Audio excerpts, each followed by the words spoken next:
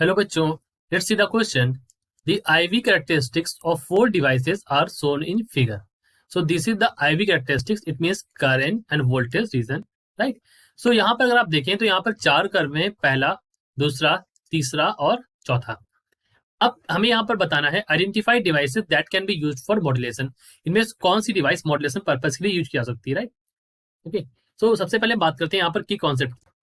The key concept is see the devices which are used for modulation purpose, they follow square law. So we can say that the devices which follow square law are used for modulation.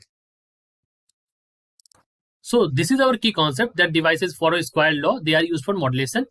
Now अब आप देखेंगे अगर मैं बात करूं square law की, so square law means it is either increasing, right? The curve should be, it should not be linear curve.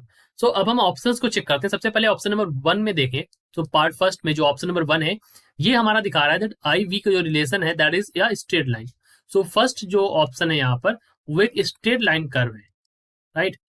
तो देखिए अगर स्क्वायर लॉ को मानता होगा तो यहाँ पर जो कर्व बनेगा that would not be a straight line. So पहला ऑप्शन यहाँ पर हमारा गलत हो गया. सो फर्स्ट ऑप्शन जो है वो गलत है. सो अब ऑप्शन नंबर 2 में देखते हैं. सो it is increasing in this way. तो ये यहाँ पर जो है ये ग्राफ 2 जो है it is showing a square law, right?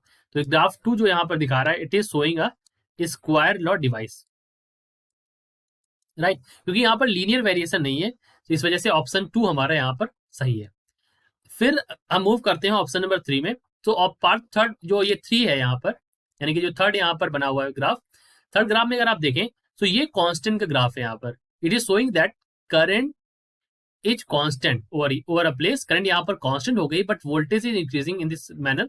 It means यहाँ पर ये हमारा कांस्टेंट का कर्व है. सो वी कैन से जो थर्ड कर्व है हमारा यहाँ पर, थर्ड कर्व है it is for a constant, right? तो ये हमारा स्क्वायर लॉ का तो मानेगा नहीं, तो ये हमारा गलत हो गया. सो ऑप्शन नंबर 3 हमारे यहाँ पर गलत हो गया. Now we will move on to part 4. So fourth part में अगर आप देखें तो यहाँ पर जो कर्व है अगर आप देखें so it is at some places it is following the square law. So fourth जो है graph it also shows square law at some places. So we can say जो फोर्थ ग्राफ है shows square law at some places, right? Now so अब हमारा answer क्या हो जाएगा यहाँ पर. So let me tell you the answer.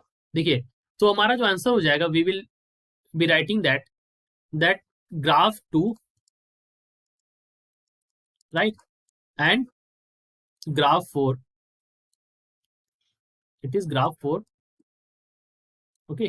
So graph 2 and graph 4, where graph 4 at some places, right, they both follow square law.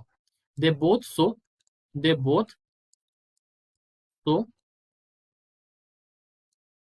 Square law device, right? ये दोनों square law device पे यहाँ पर शो करते हैं.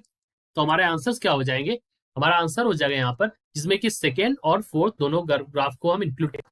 तो ऑप्शन नंबर जो हमारा सी है यहाँ पर वो करेक्ट हो जाएगा बिकॉज ऑप्शन नंबर सी में यहाँ पर second and some region of fourth are used. So as I have told over here that graph 2 and graph 4 they both show square law devices. Hence correct option is option number C over here.